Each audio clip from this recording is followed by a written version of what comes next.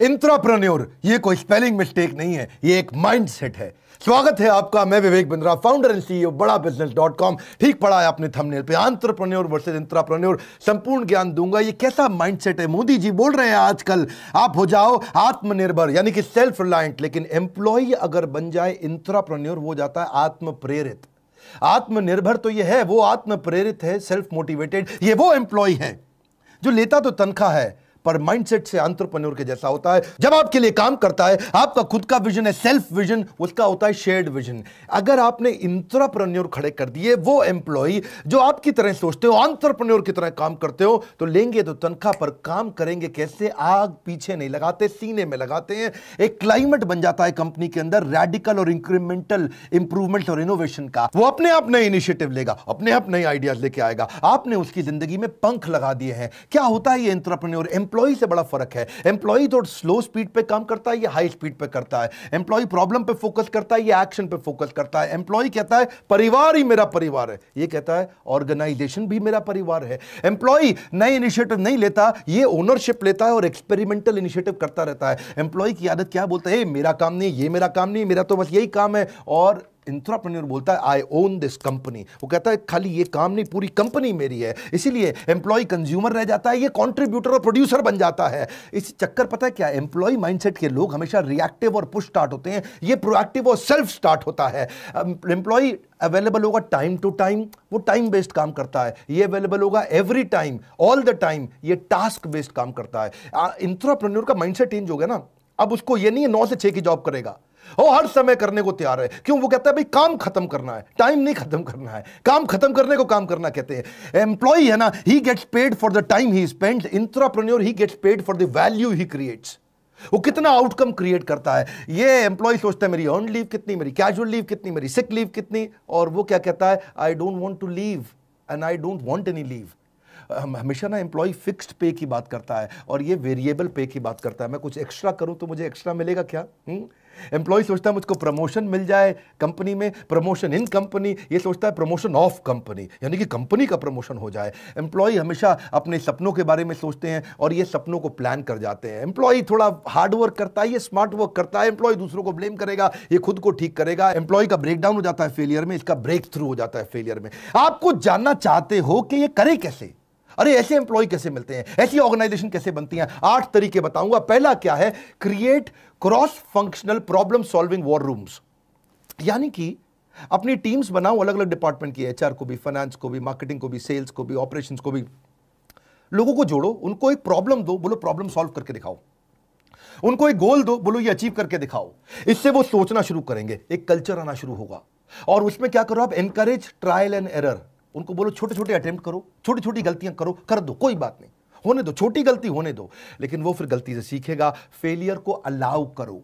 अगला पॉइंट क्या है? ईसॉप और रिवॉर्ड और ग्रोथ पाथ। ये ग्रोथ पाथ बड़ा इंपॉर्टेंट है, ईसॉप बहुत इंपॉर्टेंट है। ईसॉप मतलब एम्प्लॉय स्टॉक ऑप्शन। हमारा जो 2 साल का कोर्स है वहां हमने ईसॉप डिटेल में समझाया है कि आप एम्प्लॉय को स्टॉक ऑप्शन यानी कि अपने शेयर होल्डर कैसे बना सकते हो। उसको 1% का, आधा परसेंट का, 2% का, 4% का शेयर होल्डर बना दो। तनख्वाह के साथ जब उसको शेयर मिलते हैं उसको लगता है कंपनी ग्रो कर रही है, मैं भी ग्रो कर रहा हूं, क्योंकि वो ओनर बन जाता है। उसका ग्रोथ पाथ बनाओ। वो कैसे बनेगा? मैनेजर से, जनरल मैनेजर से, असिस्टेंट वाइस प्रेसिडेंट से, वाइस प्रेसिडेंट से, चीफ मार्केटिंग ऑफिसर या चीफ सेल्स ऑफिसर या चीफ स्ट्रेटजी ऑफिसर या चीफ ह्यूमन रिसोर्स ऑफिसर। उसको ग्रोथ पाथ दो, उसको एक पिता की तरह सपोर्ट करो। और पर्सनल मेंटरिंग अराउंड गोल ओरिएंटेशन, ये बड़ा इंपॉर्टेंट है।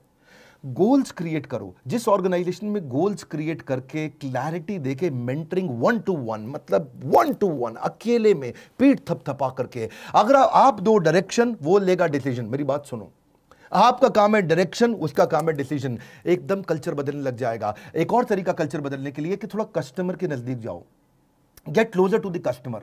कस्टमर सेंट्रिसिटी, क्योंकि कस्टमर आपको बताएगा उसको क्या चाहिए। कस्टमर आपको ऑर्गेनाइजेशन में कहीं करेक्शन देगा, कहीं सजेशन देगा, कहीं इंप्रूवमेंट देगा, और उससे आपको आइडियाज जब आपके एम्प्लॉइज को, इंट्राप्रेन्योर को मिलेंगे तो वो करने की कोशिश करेंगे, क्योंकि आपने ऐसा कल्चर क्रिएट कर दिया। अगला point, every performance should be rewarded immediately. कुछ भी अच्छा करे कोई, उसको कर दो। क्योंकि देखो मेरी बात सुनो, जिस व्यवहार पे दोगे पुरस्कार, वही तो व्यवहार दोहराएगा बार बार। Effort that is appreciated gets repeated. चक्कर पता है क्या है? कई एम्प्लॉय कैसे होते हैं, काम करो तब भी उतनी तनख्वाह, नहीं करो तब भी उतनी तनख्वाह, तो फिर क्यों करे? हा हा हा, सरकारी मेंटालिटी हो जाती है ना। इसको बोलते हैं कैरेट एंड स्टिक फॉर्मूला।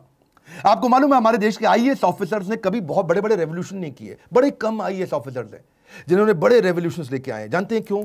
क्योंकि अगर वो कुछ बहुत एक्स्ट्रा करते हैं तो बड़ा इंसेंटिव मिलता नहीं है, और वो कुछ गलती कर बैठते हैं तो उनको पिटाई बहुत हो जाती है।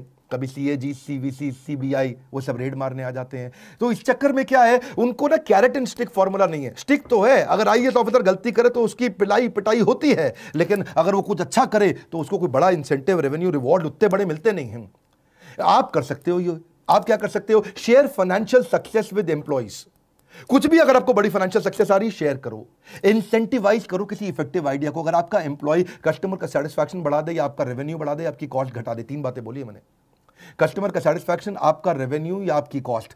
रेवेन्यू बढ़ाए, कॉस्ट घटाए, सेटिस्फैक्शन बढ़ाए, इनमें से कुछ भी कर दे तो उसको फाइनेंशियल रिवॉर्ड दो। देखो फाइनेंशियल रिवॉर्ड में ना नुकसान नहीं है, क्योंकि कॉस्ट मूव्स विद प्रॉफिट। जब प्रॉफिट बढ़ेगा तभी तो कॉस्ट आएगी आपके, जब वो पैसा लेके आएगा तभी तो देना पड़ेगा आपको।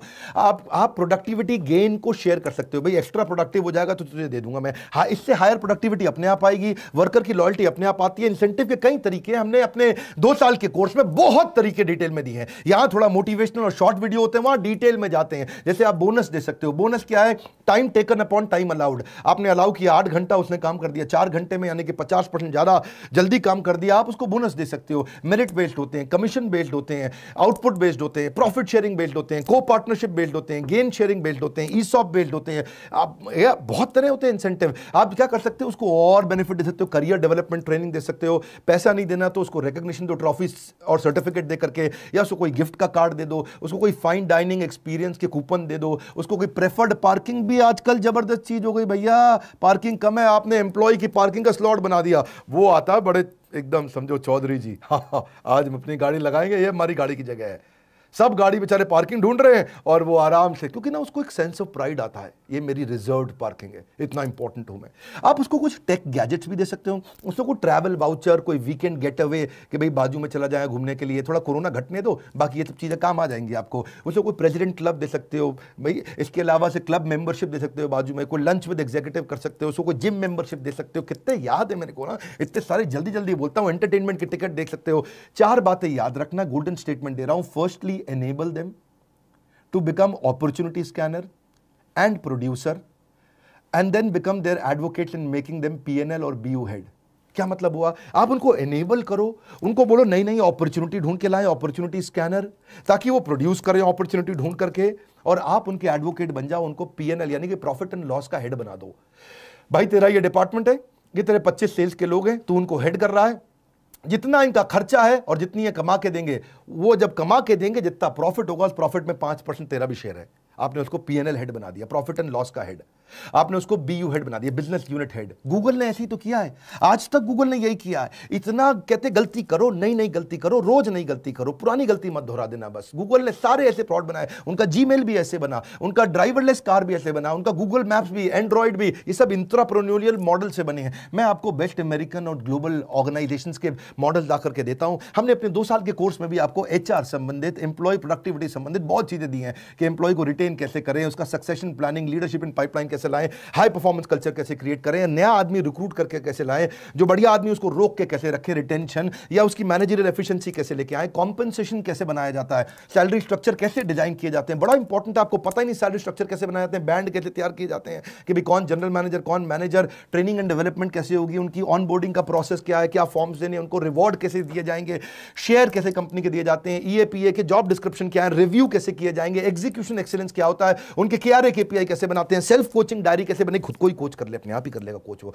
सेल्फ मोटिवेटेड है, आत्मनिर्भर, आत्म प्रेरित, दोनों ही चाहिए आपको। स्कोर बोर्ड बना दो उनके, एम्प्लॉय को एंटरप्रेन्योर कैसे बनाए, अमेजिंग टॉपिक्स है, छोड़ेंगे नहीं। भारत के व्यापारियों को वर्ल्ड रिकॉर्ड बनाने में लगे हुए हैं, दुनिया की सबसे पावरफुल कंटेंट और दुनिया के सबसे अफोर्डेबल रेट्स पे आपको दे रहे हैं। लाइक करके उत्साह बढ़ाइए। अगर बिजनेस कंटेंट भी आपको पसंद आता है, सब्सक्राइब नहीं किया तो इस तरह के वीडियोस आपको छूट जाएंगे, उनको जरूर शेयर करो जो बिजनेस कर रहे हैं या करना चाहते हैं। हमारे साथ जुड़े रहने के लिए आप सबका दिल की गहराइयों से मुस्कुराहट के साथ धन्यवाद।